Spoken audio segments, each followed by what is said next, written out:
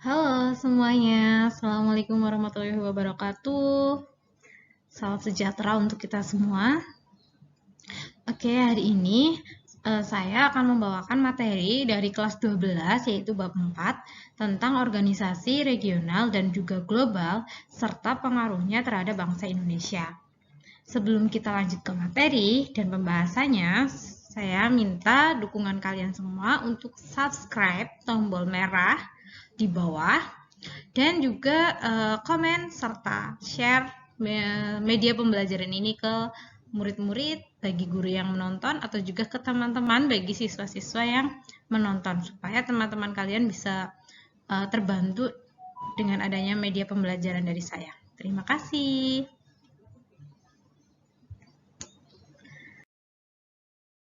Sebelum lanjut ke materi, di sini saya akan menjelaskan tujuan pembelajarannya terlebih dahulu. Ya, tujuannya ada 4. Saya buat 4 tujuan pembelajaran dari materi bab 4. Yang pertama, peserta didik dapat menjelaskan sejarah dan perkembangan organisasi militer regional dan global serta pengaruhnya terhadap bangsa Indonesia secara kronologis. Kedua, peserta didik dapat mendeskripsikan perkembangan organisasi ekonomi regional dan global dengan tepat. Tiga, peserta didik mampu menganalisis pengaruh organisasi regional dan global bagi Indonesia secara mandiri. 4. Peserta didik mampu merekonstruksi sejarah organisasi regional dan juga global dengan baik. Ya, jadi itu adalah tujuan pembelajaran kita di bab 4. Selanjutnya kita akan memasuki organisasi militer regional dan global. Ya, jadi organisasi militer regional dan global itu ada 5. Yang pertama adalah NATO atau North Atlantic Treaty Organization, ini ya, 1. Kemudian yang kedua ada Pakta Warsawa. Ketiga itu ada ANZUS. Keempat itu ada Southeast Asia Treaty Organization atau SEATO. Dan kelima itu ada CENTO, Central Treaty Organization. Nah, ini adalah organisasi militer global dan regional. Yang global mana, yang regional mana? Nah, NATO itu hanya untuk North Atlantic Treaty Organization ya. Jadi itu regional. Pakta Warsawa juga ANZUS, ini ada di regional Australia, New Zealand, dan United States. CENTO dan SEATO. Organisasi militer regional dan global yang pertama A, itu ada NATO atau North Atlantic Treaty Organization yang merupakan sebuah aliansi pertahanan kawasan Atlantik Utara yang meliputi negara-negara Eropa dan Amerika Serikat. Pembentukan NATO ini berkaitan erat dengan Perang Dingin, yaitu antara Amerika Serikat dan Uni Soviet. NATO ini mempunyai 4 prinsip landasan operasional, di mana yang pertama itu ada solidaritas. Solidaritas yaitu berkomitmen menciptakan perdamaian dunia. Yang kedua itu ada demokrasi, yaitu menjaga nilai-nilai demokrasi negara anggota NATO. Ketiga itu ada freedom, menjaga kebebasan negara anggota NATO.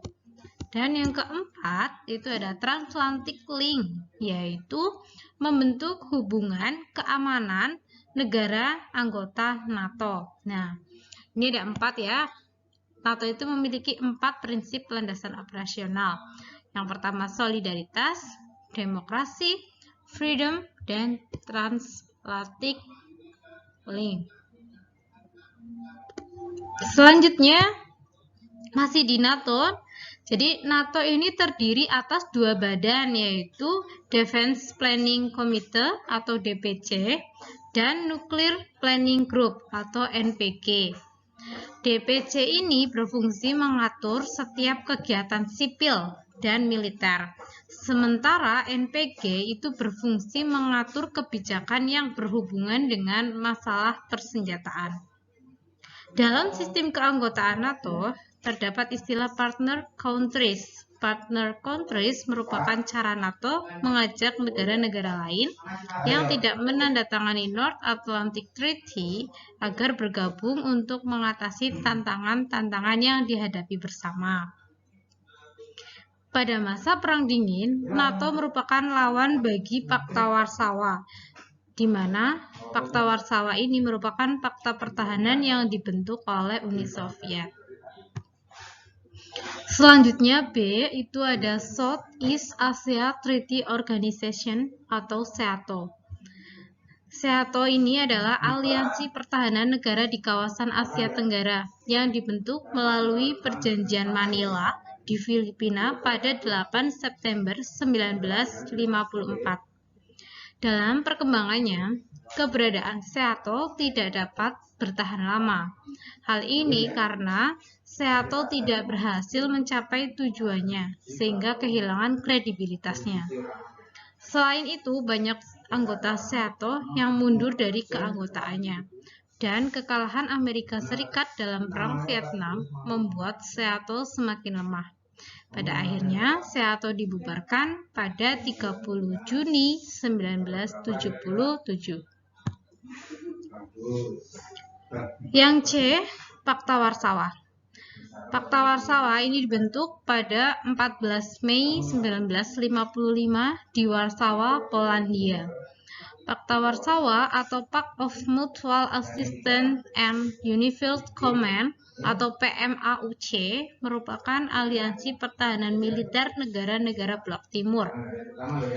Pakta Warsawa dibentuk atas gagasan Nikita Khrushchev. Pembentukan Pakta Warsawa dilatar belakangi oleh bergabungnya Jerman Barat dalam keanggotaan NATO melalui ratifikasi Persetujuan Paris. Anggota Pakta Warsawa adalah Uni Soviet, Bulgaria,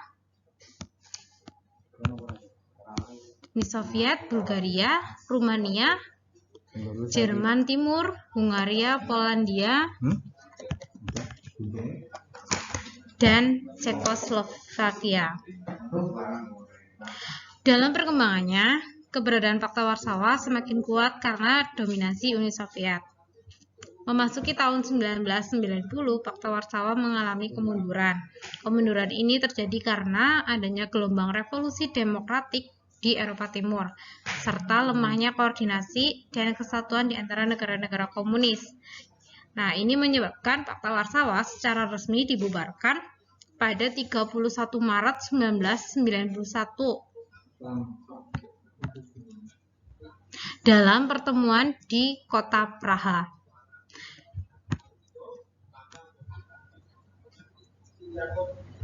D. Central Treaty Organization atau CENTO. CENTO merupakan pakta pertahanan militer yang berada di kawasan Timur Tengah. Pakta pertahanan ini semula bernama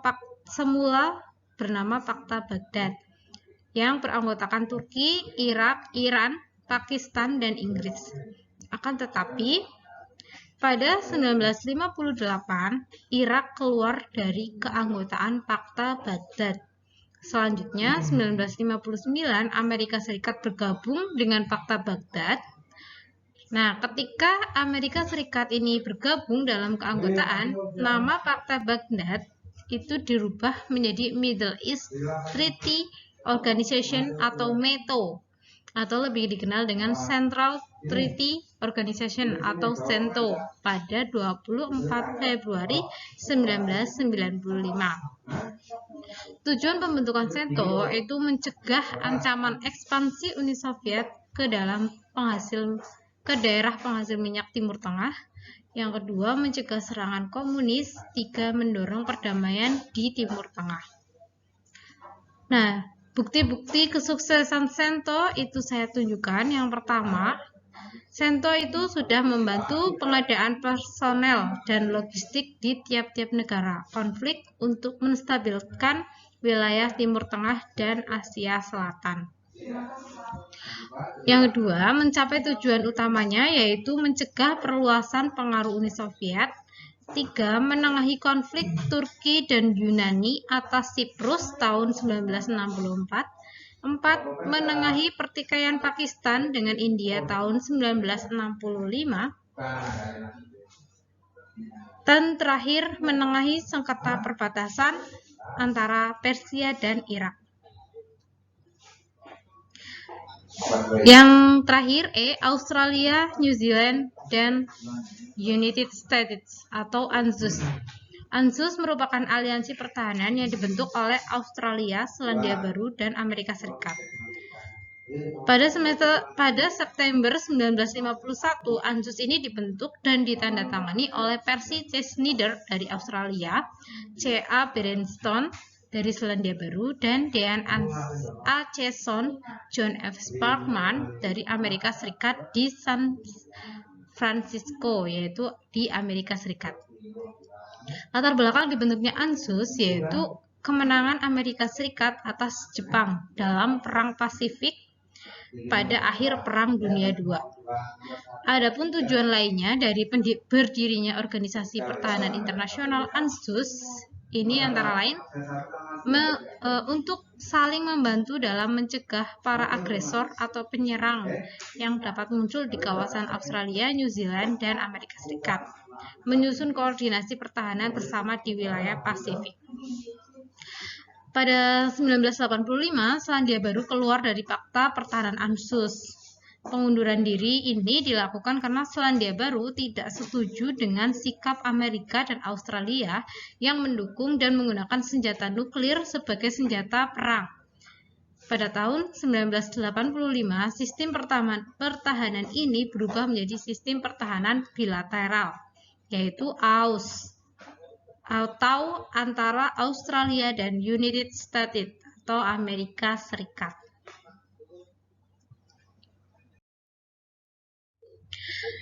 Nah, kemudian kita masuk ke pengaruh organisasi militer regional dan global bagi Indonesia. Tadi organisasinya sudah saya jelaskan satu persatu.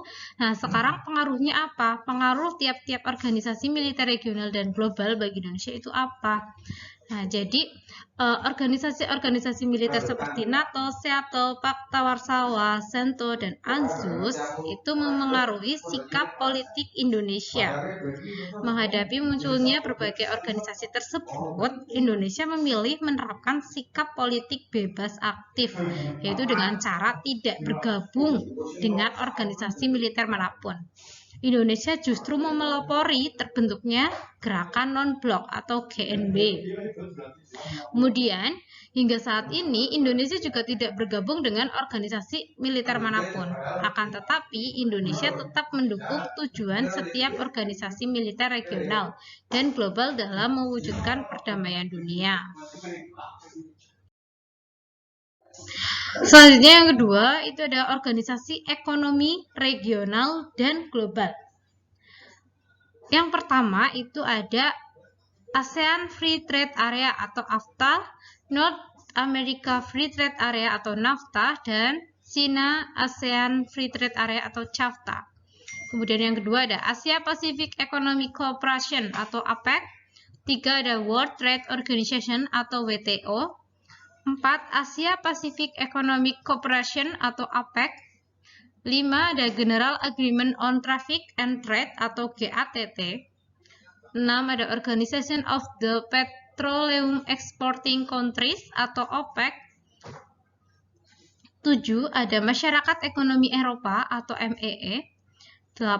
Ada South Asian Association for Regional Cooperation atau SAARC. Nah, nanti akan saya jelaskan tiap-tiap dari organisasi ekonomi regional dan global ini. Saya lanjutkan organisasi ekonomi regional dan global. Yang pertama itu ada SAARC atau South Asia Association for Regional Cooperation. Di sini Asia Selatan merupakan kawasan yang mayoritas negaranya dikategorikan sebagai negara berkembang. Selain itu, Asia Selatan memiliki sumber daya alam dan sumber daya manusia yang melimpah. Akan tetapi, kekayaan tersebut belum dikelola secara optimal, sehingga kondisi tersebut mengakibatkan munculnya berbagai konflik di kawasan ini. Oleh karena itu, pada 8 Desember 1985, atas usul Ziaur Rahman, negara-negara Asia Selatan seperti India, Pakistan, Bangladesh, Sri Lanka, dan Nepal, Maladewa, dan Bhutan ini membentuk sebuah organisasi yang diberi nama The South Asian Association for Regional Cooperation atau SAARC. Tujuan pembentukan SAARC atau SAARC ini yang pertama, memajukan kesejahteraan rakyat di negara-negara Asia Selatan dan meningkatkan kualitas kehidupannya. 2. Mempercepat pertumbuhan ekonomi, perkembangan sosial, dan perkembangan budaya. 3. Memajukan dan memperkuat kepercayaan diri secara kolektif di antara negara-negara Asia Selatan. 4. Memperbesar kepercayaan, pemahaman, dan pengertian dari tiap masalah. 5. Memajukan kerjasama dan rasa saling menolong dalam bidang ekonomi, sosial, budaya, serta kajian riset dan teknologi. Yang kedua, itu ada Organization of the Petroleum Exporting Countries atau OPEC. OPEC merupakan organisasi yang beranggotakan negara-negara pengekspor minyak. Pembentukan OPEC ini diprakarsai oleh Venezuela dengan menggandeng Iran, Gabon, Libya, Kuwait, dan Arab Saudi. Secara khusus, pembentukan OPEC dipicu oleh keputusan sepihak dari perusahaan minyak multinasional, yaitu The Seven Sisters pada 1959 sampai 1960, yang menguasai industri minyak dan menetapkan harga minyak di pasar internasional. Kesepakatan dalam The Tripoli-Teheran Agreement antara OPEC dan The Seven Sisters pada tahun 1970 pada akhirnya menetapkan OPEC secara penuh sebagai penentu harga minyak di pasar internasional. Tujuan pembentukan OPEC yang pertama itu untuk mengordinasi dan menyatukan kebijakan perminyakan negara-negara anggota. 2. Menjaga kestabilan harga minyak mentah di pasar dunia. 3. Menciptakan pasokan minyak mentah yang efektif dan mampu memenuhi kebutuhan dunia. Anggota OPEC antara lain ada Aljazair, Angola, Ekuador, Iran, Irak, Kuwait, Libya, Nigeria, Arab Saudi, Uni Emirat Arab, dan Venezuela. Yang ketiga itu ada Asia Pacific Economic Cooperation atau APEC. APEC ini dibentuk pada November 1989 di Canberra, Australia. Pembentukan APEC diprakarsai oleh Perdana Menteri Australia yaitu Bob Hawke.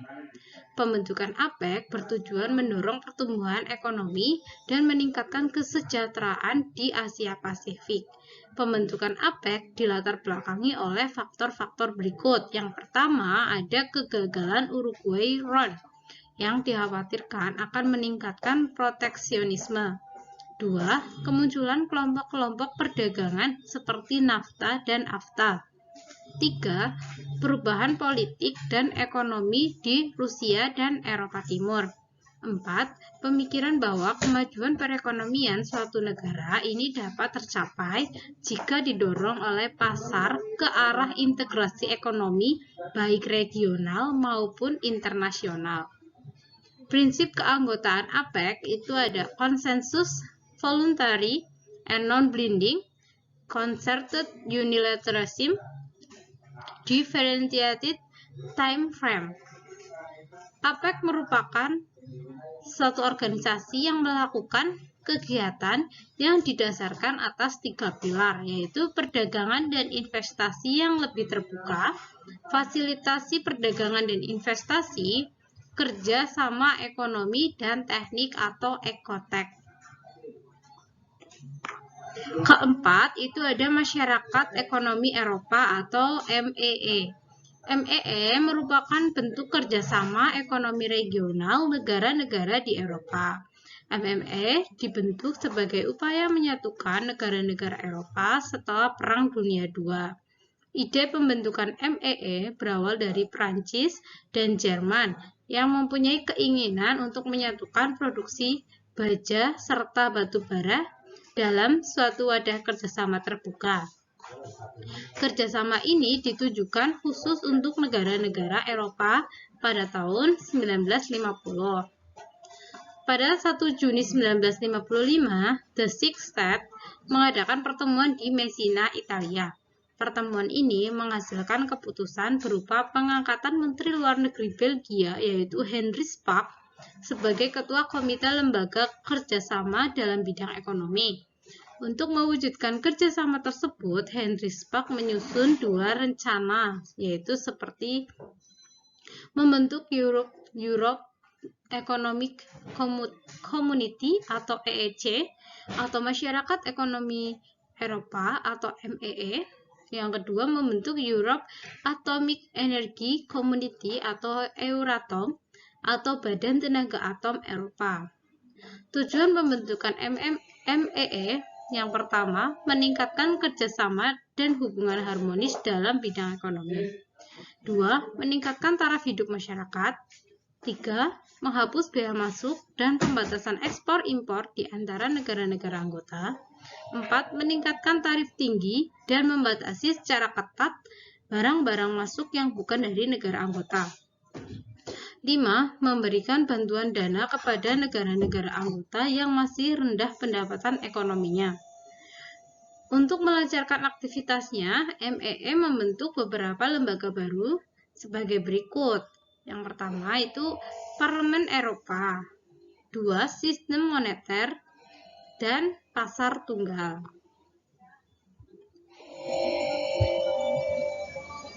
Kelima, itu ada General Agreement of Tariff and Trade atau GATT. GATT merupakan perjanjian umum mengenai tarif perdagangan. GATT dibentuk oleh 23 negara pada 1947 di Jenewa, Swiss. Hingga tahun 1994, jumlah negara yang mengikuti GATT ini semakin bertambah menjadi 115 negara. Pembentukan GATT dilatar belakangi oleh adanya usaha-usaha untuk menegosiasi perdagangan bebas secara internasional. GATT sendiri ini terbentuk pada 1 Januari 1948. Pembentukan GATT bertujuan menciptakan perdagangan internasional yang aman bagi para pebisnis dan menciptakan liberalisasi perdagangan yang berkelanjutan. GATT memiliki 4 tujuan utama sebagai berikut. Yang pertama, itu meningkatkan kesempatan kerja. Yang kedua, meningkatkan taraf hidup masyarakat. Ketiga, meningkatkan pemanfaatan kekayaan alam dunia. 4, meningkatkan produksi dan tukar-menukar barang. Untuk mencapai tujuannya, GATT berpedoman pada beberapa prinsip utama sebagai berikut. Yang pertama, prinsip Most Favored Nation. 2. Prinsip National Treatment. 3. Prinsip larangan restriksi. 4. Prinsip perlindungan melalui tarif. 5. Prinsip resiprositas. GATT menjadi salah satu sumber hukum penting dalam perdagangan internasional. GATT tidak hanya membuat aturan mengenai kebijakan perdagangan antar negara, tetapi juga membuat aturan perdagangan antar pengusaha dalam perkembangannya. Tiap-tiap negara anggota GATT menghendaki adanya perdagangan bebas.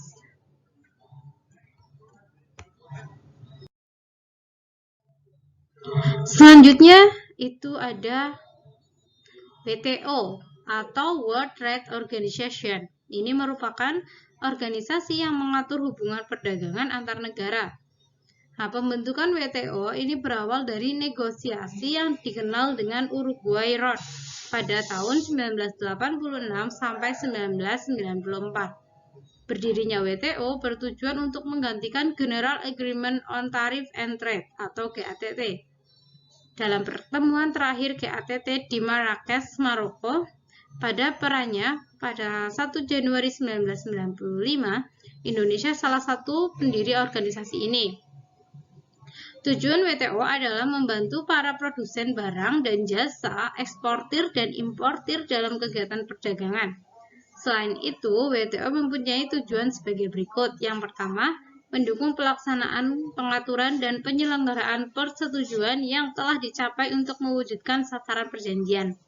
2. Menjadi forum perundingan bagi negara-negara anggota mengenai perjanjian-perjanjian yang telah dicapai beserta lampiran-lampirannya, termasuk keputusan-keputusan yang ditentukan kemudian dalam perundingan tingkat menteri. 3. Mengatur pelaksanaan ketentuan mengenai penyelesaian sengketa perdagangan. 4. Mengatur mekanisme peninjauan kebijakan di bidang perdagangan. Dan yang kelima, menciptakan kerangka penentu kebijakan ekonomi global yang bekerja sama dengan Dana Moneter Internasional dan Bank Dunia atau World Bank, serta badan-badan yang berafiliasi.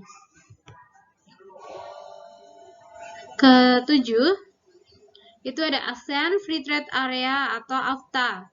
AFTA merupakan wujud kesepakatan perdagangan bebas negara-negara ASEAN, yaitu kawasan Asia Tenggara. Pembentukan AFTA berawal dari konferensi tingkat tinggi 4 ASEAN pada 27–28 Januari tahun 1992 di Singapura. Pembentukan AFTA didorong oleh faktor berikut. 1.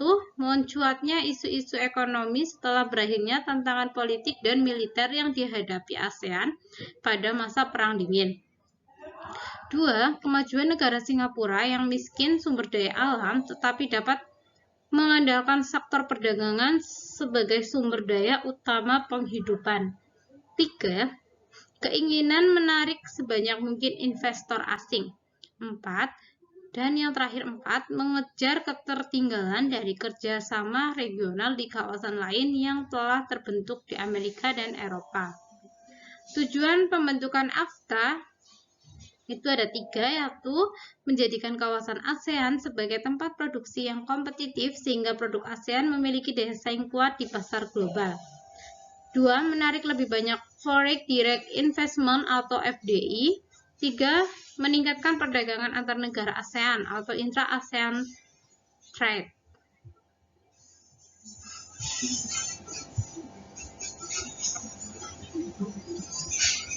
Delapan, ada North American Free Trade Agreement atau NAFTA.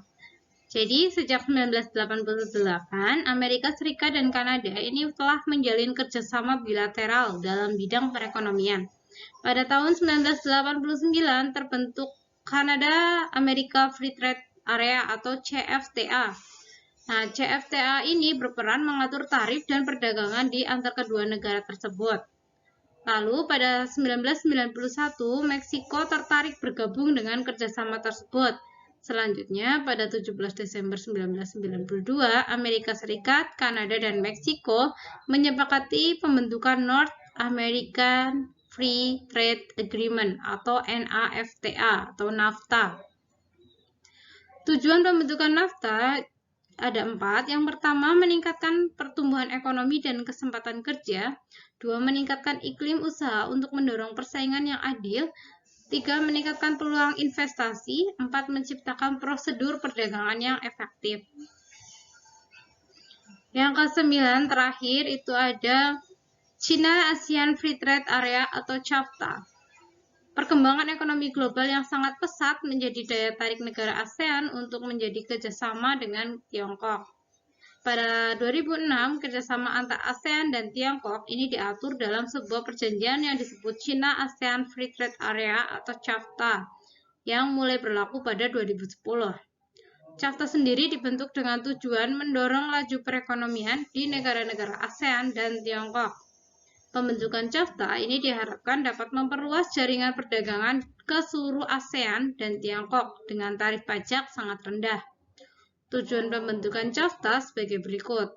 1. Meningkatkan kerjasama perdagangan dan investasi antar negara ASEAN dan Tiongkok. 2. Memperdalam keterbukaan kepada dunia luar secara menyeluruh. 3. Menyesuaikan struktur industri Guangxi. 4. Membantu meningkatkan daya saing pasar industri. Dan yang kelima, meningkatkan kerjasama negara-negara ASEAN dan Tiongkok di bidang iptek.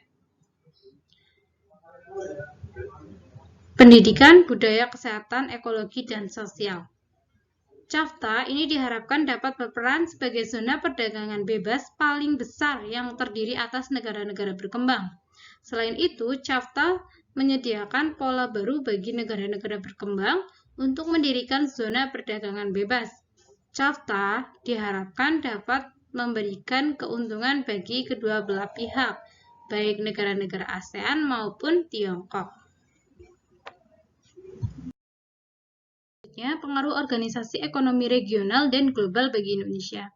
Oke, jadi setiap negara itu menginginkan kondisi perekonomian yang stabil sehingga mampu memakmurkan rakyatnya. Oleh karena tujuan inilah setiap negara termasuk Indonesia melakukan berbagai usaha untuk memajukan perekonomian. Salah satu caranya itu dengan bergabung melalui organisasi ekonomi regional dan global. Organisasi ekonomi regional dan global secara tidak langsung ini berpengaruh besar bagi perekonomian Indonesia. Yang pertama ini ada Indonesia bergabung dengan OPEC. Jadi ketika bergabung dalam OPEC pada tahun 1961 sampai 2008, Indonesia berkedudukan sebagai negara importir. Sebagai negara anggota OPEC sekaligus negara importir, manfaat yang diperoleh adalah terjaminnya pasokan minyak untuk Indonesia. Akan tetapi, pada 2008 Indonesia mengundurkan diri dari keanggotaan OPEC karena syarat anggota OPEC adalah menjadi negara eksportir bukan importir, seperti kedudukan Indonesia pada saat itu. Pengaruh yang dirasakan Indonesia selama tergabung dalam OPEC adalah dapat berinteraksi dengan negara-negara anggota lainnya. Interaksi tersebut dapat menarik negara-negara tersebut berinvestasi di Indonesia. Selain itu, Indonesia dapat mencari informasi naik turunnya harga minyak dunia dengan mudah. Banyak manfaat yang diperoleh saat bergabung dengan OPEC. Namun Indonesia kembali menjadi anggota OPEC pada tahun 2016. Akan tetapi, pada akhir 2016, Indonesia kembali memutuskan keluar dari OPEC. Keputusan tersebut atas dasar memperbaiki struktur anggaran pendapatan dan anggaran negara, atau APBN. Lalu, ini ada juga ketika Indonesia bergabung dengan APEC. Jadi, sejak tahun 1989, Indonesia tergabung dalam APEC. Melalui APEC, Indonesia ini turut berperan aktif membahas isu-isu ekonomi internasional. Indonesia juga dapat meningkatkan potensi ekonomi perdagangan serta investasi. Meskipun demikian, Indonesia selalu waspada terhadap pengaruh liberalisasi perdagangan yang dapat menimbulkan kesenjangan sosial dan meningkatkan konsumerisme masyarakat. Kemudian, ketika Indonesia bergabung dengan AFTA dan WTO, jadi Indonesia aktif sebagai anggota AFTA dan WTO. Keberadaan AFTA dan WTO bagi Indonesia ini memberikan pengaruh positif serta negatif. Di mana akan saya bacakan dampak positifnya, yaitu terbukanya pasar internasional, kemudahan mengakses modal investasi dari luar negeri, mendorong transfer teknologi dan memudahkan untuk mendapatkan barang-barang kebutuhan masyarakat yang belum diproduksi di Indonesia. Lalu dampak negatifnya yaitu kemungkinan hilangnya pasar produk ekspor Indonesia. Keberadaan dua organisasi tersebut dapat menyebabkan produk Indonesia kalah saing dengan produk negara lain. Membanjirnya produk impor di pasar Indonesia sehingga mematikan usaha dalam negeri. Ancaman pencabutan investasi asing dan ancaman masuknya tenaga kerja asing yang lebih profesional. Dan yang terakhir itu ketika Indonesia Jadi yang terakhir, walaupun Indonesia ini tidak tergabung dalam MEE dan juga NAFTA, tetapi organisasi ini juga tetap berpengaruh terhadap perekonomian Indonesia. Jadi ada beberapa pengaruh tersebut, yaitu Indonesia dapat membangun kemitraan ekonomi, khususnya perdagangan. Selain itu juga untuk memperluas jangkauan pasar ekspor di negara-negara anggota organisasi tersebut, dan mendapat kepercayaan dari negara-negara anggota organisasi tersebut untuk menjadi investor di Indonesia. Sekian dari saya untuk pemaparan dari materi bab 4 tentang organisasi regional dan global serta pengaruhnya terhadap bangsa Indonesia. Jika kalian ingin bertanya, silakan kalian tulis di kolom komentar. Jangan lupa sekali lagi subscribe dan juga like serta share ya ke semua teman-teman kalian. Terima kasih.